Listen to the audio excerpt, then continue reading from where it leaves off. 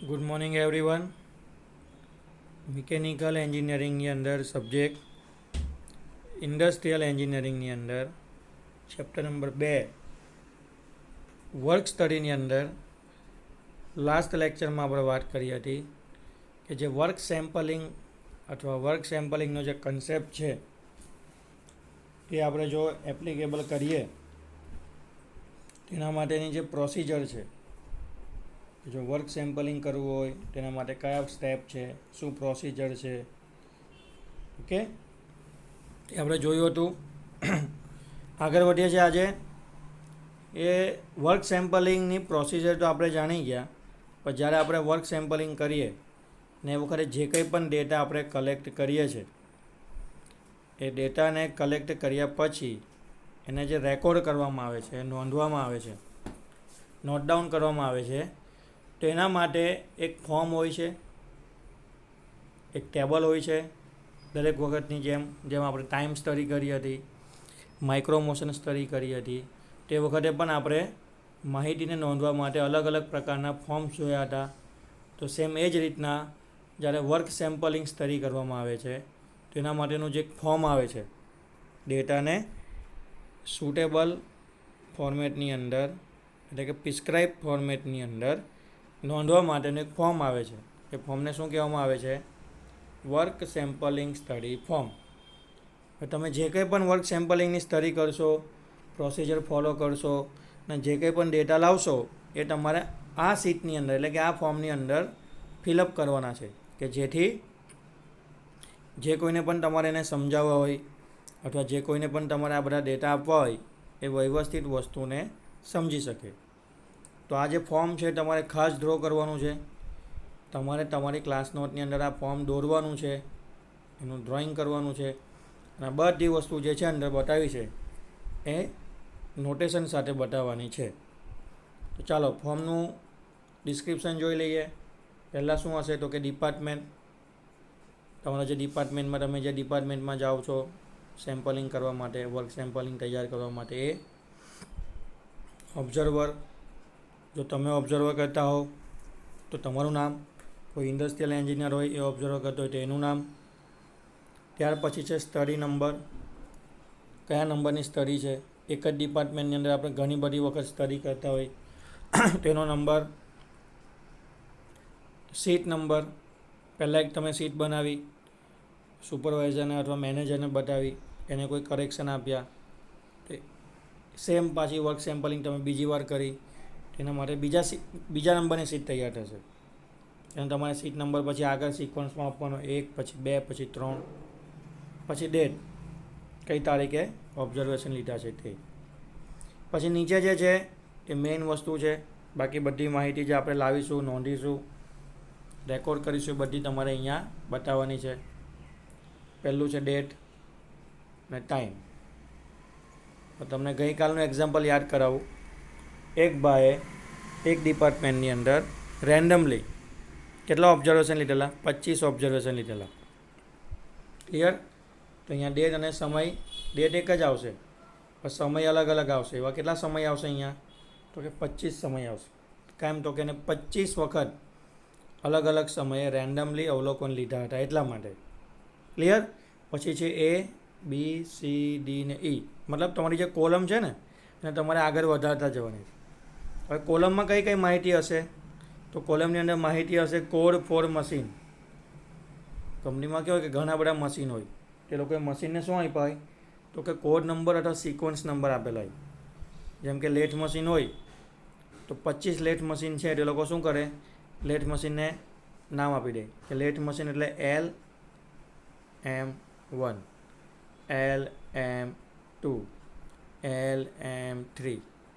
પછી milling machine હોય તો MM1.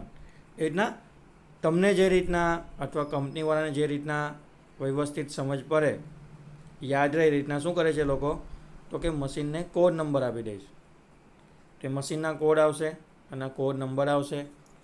પછી મશીનની ઉપર જે પ્રોસેસ થાય છે એ આવશે, કયા મશીન ઉપર કઈ પ્રોસેસ થઈ તે, અને ઓપરેટર વિશેની માહિતી આ બધી કોલમની અંદર આવશે. કોલમ તમારે વધારવાની છે. પહેલી A, B, C, D, E.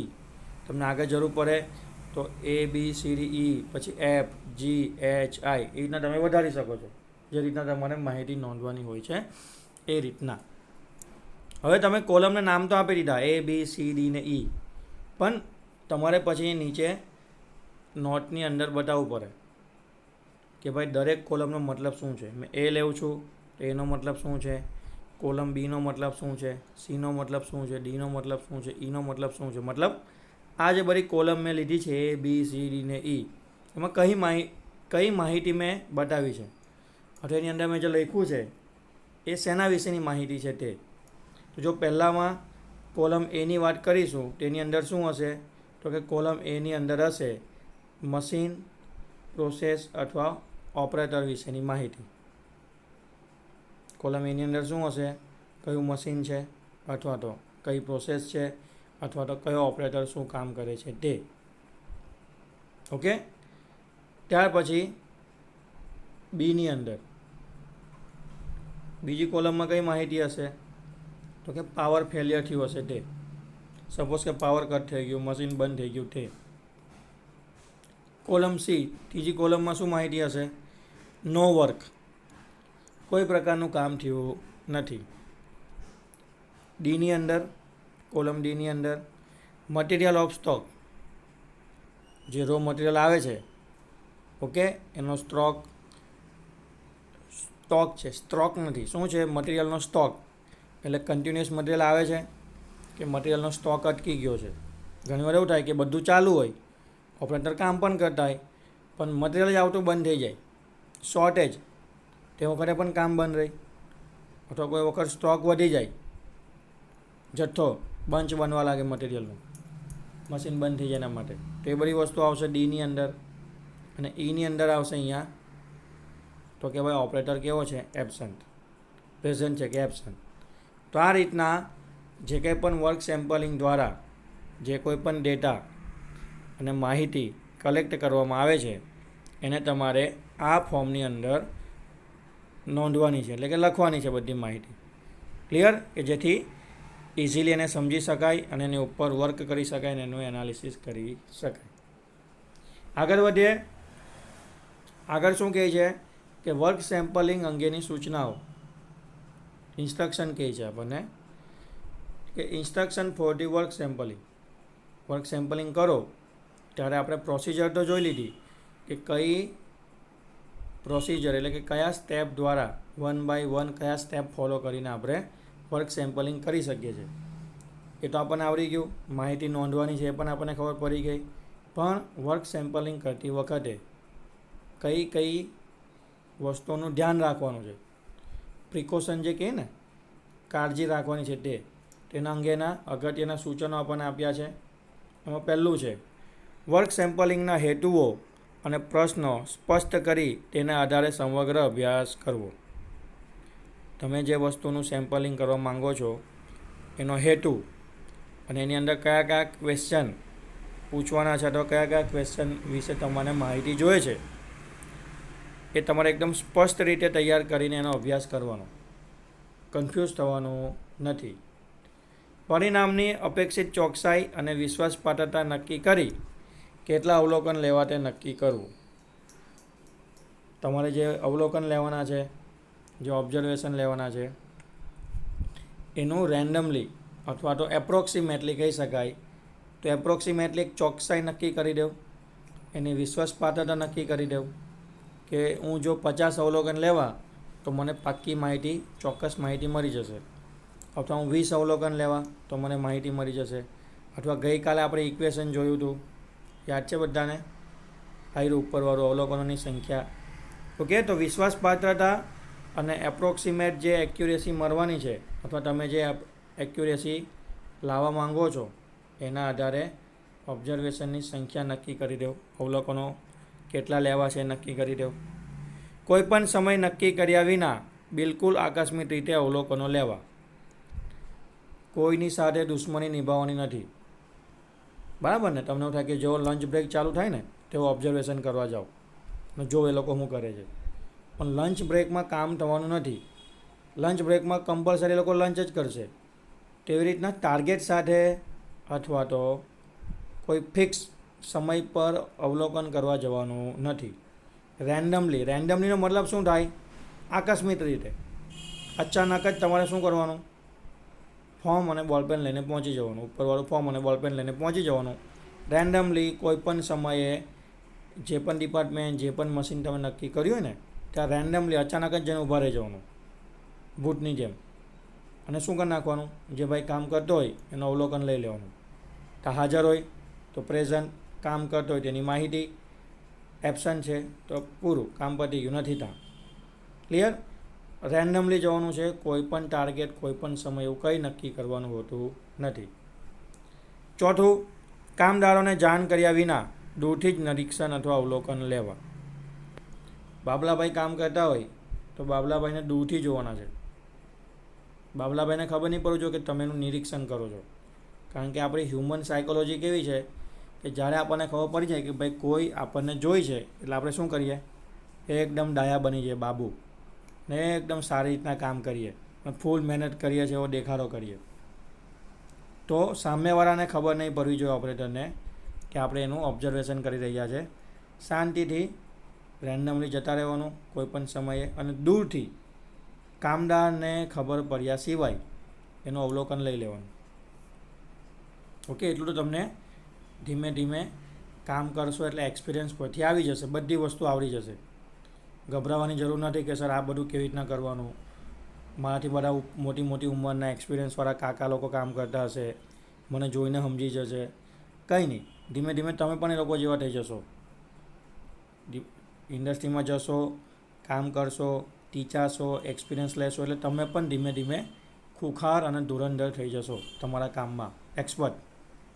પાંચમું છે, અવલોકનની નોંધ અનુમાન પ્રમાણે નહીં પણ નિરીક્ષણ કરીને જ કરવી.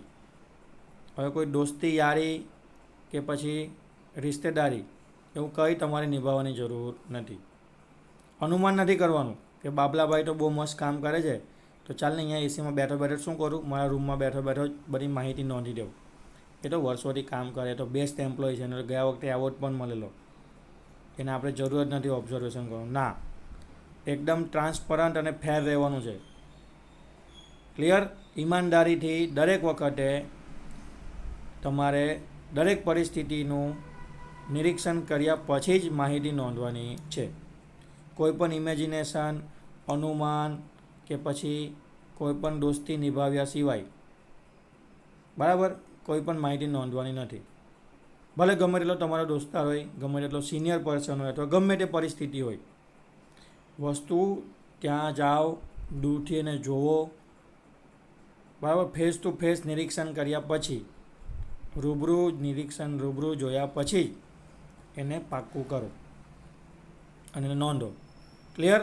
અનુમાનને આધારે, ધારણાને આધારે અથવા તો ઇમેજિનેશનને આધારે કોઈ પણ માહિતી નોંધવાની નથી, અથવા તમારો પાછળનો જે એક્સપિરિયન્સ છે એના આધારે પણ કોઈ વસ્તુ લખવાની નથી. ભલે 10 વખત કેમ નહીં જોવું પડે, 10 વખત વસ્તુ જોવા જાઓ અને ત્યાર પછી નિરીક્ષણ કરીને જ માહિતી નોંધો. તો આટલા જે 5 સૂચનો છે એ તમારે ખાસ યાદ રાખવાના છે. ક્યારે? જ્યારે વર્ક સેમ્પલિંગ કરો ત્યારે. ક્લિયર છે? આગળ જોઈએ આપણે વર્ક સેમ્પલિંગના જે એપ્લિકેશન, એટલે કે શું કામ આ બધું કરવામાં આવે છે, શું કામ વર્ક સેમ્પલિંગ કરવામાં આવે છે તે, એટલે કે એની એપ્લિકેશન. ગુજરાતીમાં કહીએ તો વર્ક સેમ્પલિંગના ઉપયોગો. ઉપયોગોમાં શું કહે છે? અનિયમિત પ્રવૃત્તિઓના કારણો જાણવા માટે. તમને એમ થતું હોય કે આરું વારંવાર પ્રોડક્શન અટકી જાય છે, ઘણા બધા પ્રોબ્લેમ આવે છે, તે પ્રોબ્લેમ શોધવા માટે. અનિયમિત કેમ કામ થાય છે? રેગ્યુલર વર્ક થવું જોઈએ, રેગ્યુલર ટાર્ગેટ પ્રમાણે પ્રોડક્શન મળવું જોઈએ, પણ મળતું નથી. કેમ? તો કે ઘણી બધી વસ્તુ કેવી છે તો કે અનિયમિત થઈ ગઈ છે. ઓકે, તો એનું કારણ શોધવા માટે, ફોલ્ટ શોધવા માટે. બીજું છે કામદાર અને મશીનના વર્કિંગ અને નોન વર્કિંગ સમય જાણવા માટે. 10 કલાકની અંદર ઓપરેટર કેટલું કામ કરે છે, એનો વર્કિંગ સમય કેટલો છે, અને સાથે સાથે મશીન કેટલા સમય સુધી વપરાય છે. એટલે મશીન અને ઓપરેટર બેઉનો વર્કિંગ સમય જાણવા માટે. મશીનો, કારીગરો અને ટેકનિશિયનો ઉપર કેટલો વર્કલોડ છે તે જાણવા માટે. કોઈ તમને વારંવાર આવીને કમ્પ્લેન કરતું હોય કે સર મને જ બધું બહુ કામ આપે છે, પેલા ભાઈ તો બેઠેલા હોય છે, એ બધા પ્રોબ્લેમ છે ને તમને અહીંથી ખબર પડી જાય. મશીન ઉપર કેટલું કામ થાય છે, કેટલો લોડ છે, કારીગર કેટલું કામ કરે છે અને ટેકનિશિયન કેટલું કામ કરે છે. તો આ 3 3નો જે વર્કલોડ હોય છે, ક્લિયર, એ તમને ખબર પડી જશે. ઓફિસ સ્ટાફ અને ઓફિસના સાધનો પર કેટલો વર્કલોડ છે તે જાણવા માટે ઇન્ડસ્ટ્રીની તો વાત કરી, પણ સાથે સાથે તમારી કોઈ ઓફિસ હોય, કોર્પોરેટ ઓફિસ હોય અથવા કોઈ બીજી ઓફિસ હોય, એની અંદર પણ જો માણસો કામ કરતા હોય, એની અંદર પણ જો અમુક સાધનો યુઝ થતા હોય તો એના ઉપર કેટલો લોડ, વર્કલોડ કેટલો છે સાધનો ઉપર અને સ્ટાફ ઉપર, એ પણ તમે જાણી શકો છો. અને જાણીને એની અંદર સુધારા વધારા, મોડિફિકેશન, ચેન્જીસ કરી શકો છો.